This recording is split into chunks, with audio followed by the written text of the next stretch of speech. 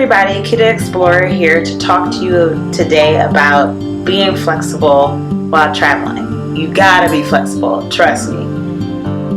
Today I was actually supposed to be at the Travel and Adventure Show in Chicago, but as you can see, I am filming a vlog for you guys about the experience and why I'm not there. So I'm still in Atlanta, not in Chicago. But before I get started, if you haven't already, please help me reach my goal for subscribers by hitting the subscribe button on YouTube down below. And if you're on my website, KitaTheExplorer.com, hit subscribe up in the header. Thank you so much. Now, to get into the details. So, there's two parts about being flexible and helping you not be as furious and frustrated when it comes to travel. So first, you either got to be proactive or reactive. Let's talk about the proactive piece first.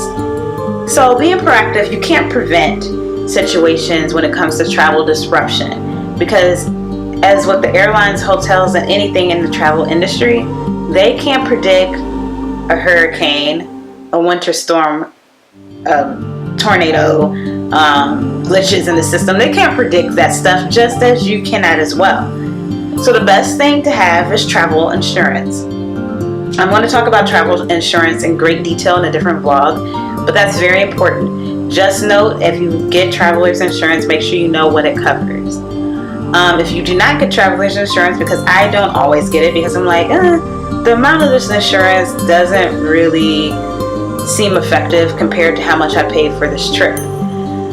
So in this case, for the Chicago trip, I didn't have traveler's insurance, but it's very important for you to know the cancellation policies.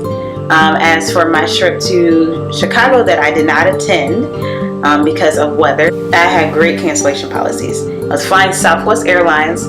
Southwest, you can cancel your flight at any time from when you book up to, I believe, 24 hours in advance, and it doesn't matter if there's a storm, it doesn't seem like, but you can cancel for free. You get all your money back. No hassle. All you do is go into your app or on the website, hit cancel, and your money is back into your account, or you can put it as travel funds on southwest.com. So there's that. Most airlines do not hold that policy, so you definitely have to look at your airline's policy. But most do not. You're usually out of luck with cancellation of your flight unless you have travel insurance. Another piece is looking at your hotel or Airbnb cancellation policy. I booked with Hilton, and I had up until 11:59 p.m. the night before I checked into the hotel. So I found out the night before that my flight was canceled. I canceled the hotel and got all my money or points back into my account. Also with Hertz car rental, I had to rent a car for Chicago. Same thing. I got all my money and or points back into my account because I canceled the night before. But you have to know those policies. If you're not going to get traveler's insurance, you better know the cancellation policy, or you may be out of money because they're not going to do anything to help you. Now, another piece is to be reactive, to try to get you to where you need to be, especially if it's something major, like you may be going to your best friend's wedding, or it may be the trip of a lifetime that you're about to take. So you may have to be reactive. For me in this Chicago trip, I didn't have to worry because I knew the convention was happening in future dates over the next month. So I was like, I'll just go to another location, cancel. I'm not about to be furious or frustrated, for the next few hours trying to get my trip, adjusted so I can get there this weekend. I don't have time for that stress. But it can be stressful if you're trying to get somewhere. I know I'll try anything to get where I need to go. But sometimes you just can't. So I've had different situations. I went to Costa Rica last year, and that was during Hurricane Harvey. My flight, I couldn't get back into the U.S. So luckily, I knew of this well in advance that Hurricane Harvey was hitting the Texas area.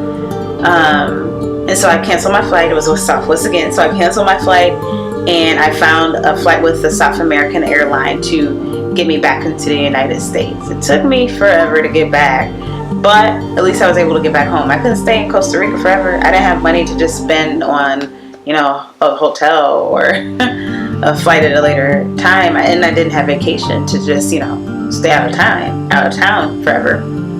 But anyway, so there's that. If you know of something that's happening with weather, especially like a hurricane in advance, you may want to try to cancel and get a voucher as soon as possible.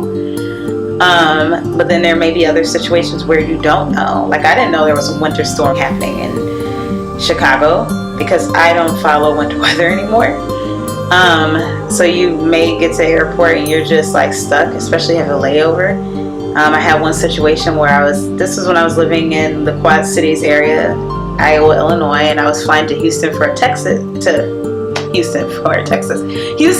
wedding.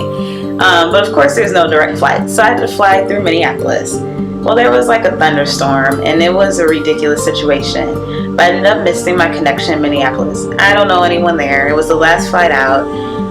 So what I did was, one, I had to put my patience mode on because I wasn't the only one who got left behind. There was multiple people who were trying to get to Houston and they weren't going that night. So you got to stand in a long line, maybe on hold with in my case it was Delta at the time, maybe on hold with Delta or any airline trying to get through.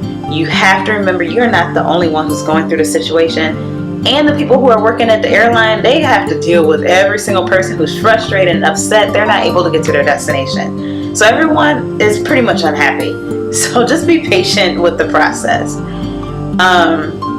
With that said, you need to ask the airline for what you need. Obviously, the airline's not always responsible. But it doesn't hurt to ask. Ask for a voucher to a hotel. That's very important. Because either you stay in a hotel for a discounted or a free rate, or you're staying in the airport, or you're paying full price for the hotel. Pick your poison, whatever you want to do.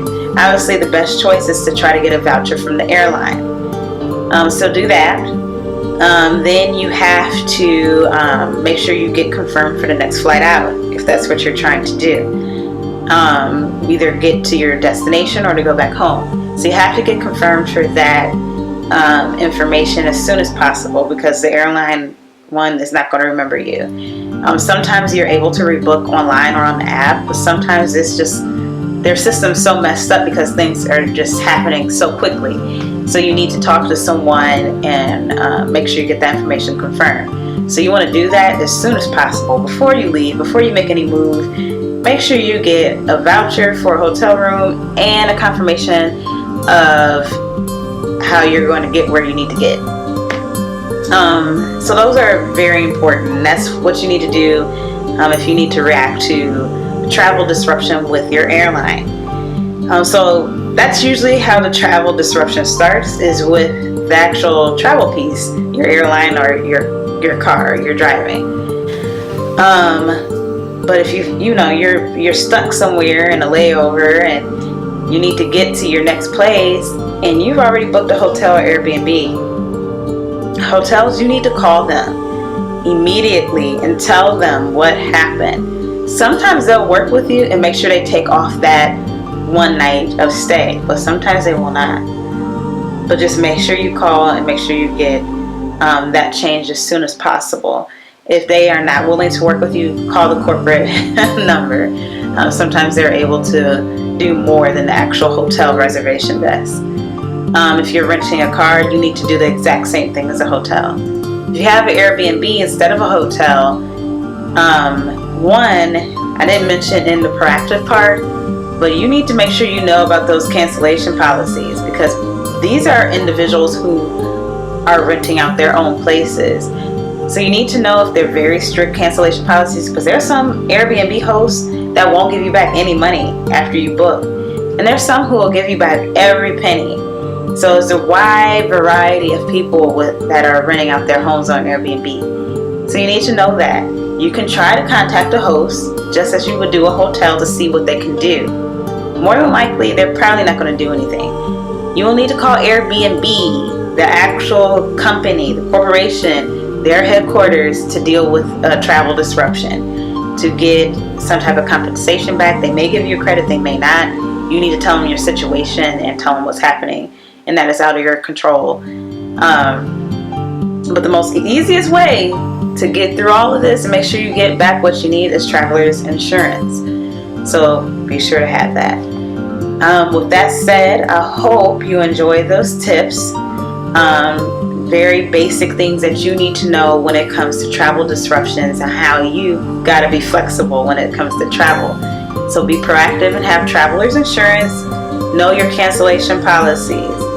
After that, you may have to react to travel disruptions. So make sure you get a hotel voucher if you have to. Get everything confirmed to get you where you need to go.